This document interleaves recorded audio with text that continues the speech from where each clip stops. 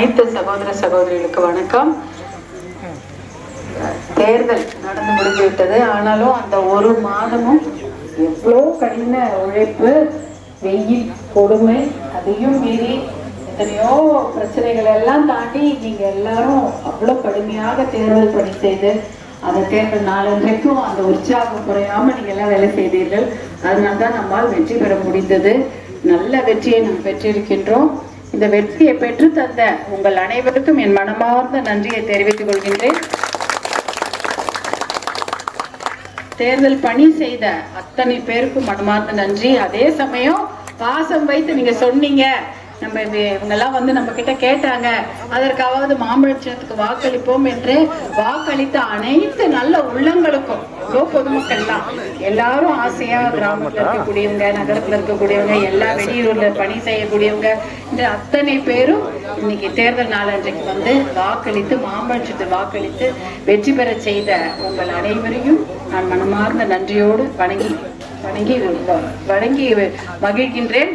இன்னொரு விஷயம், நான் வெற்றி பெற்றது என்பது அது ஒரு சந்தோஷமாக இருந்தாலும் அந்த வேலையை செய்ய வேண்டும் என்ற கடமை உணர்ச்சி தான் எனக்கு இப்ப அதிகமாக இருக்கிறது.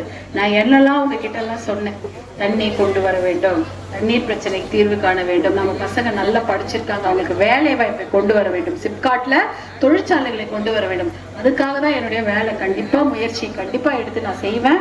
அதுல எந்த ஒரே ஒரு சின்ன சுணக்க கூட காட்ட மாட்டேன். அதை நான் கண்டிப்பா செய்வேன். அடுத்ததாக மது ஒழிப்பு, போதை ஒழிப்பு, அதன் மூலம் பெண்கள் பாதுகாப்பு, நம்ம பெண்கள் நல்ல பாதுகாப்பாக அவங்க இருக்கணும், சந்தோஷமா இருக்கணும். பாதுகாப்புன்னா என்னன்னா மனசு சந்தோஷம், வேற ஒண்ணும் இல்லை. எந்த ஒரு பிரச்சனையும் இல்லாம அவங்க என்னைக்கும் சிரிச்சுக்கிட்டு சந்தோஷமா இருக்கணும். கடன் பிரச்சனையோ இல்ல வேற எந்த பிரச்சனையும் இல்லாம நல்லா இருக்கணும். அதற்காகவும் என்னுடைய உழைப்பு கண்டிப்பாக இருக்கும்.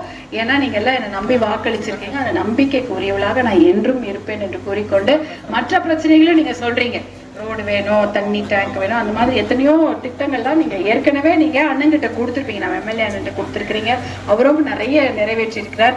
ஒரு சில விடுபட்டதெல்லாமும் என்கிட்ட சொல்லுங்க, அதையும் கண்டிப்பாக நான் செய்து கொடுக்கறதுக்கு உடனடியாக முயற்சி எடுப்பேன் என்று கூறிக்கொண்டு, நீங்க எல்லாம் பாசம் வைத்து, அன்பு வைத்து, நம்பிக்கை வைத்து மாம்பழம் சின்னத்தில் வாக்களித்து என்னை வெற்றி பெற வைத்திருக்கிறீர்கள்.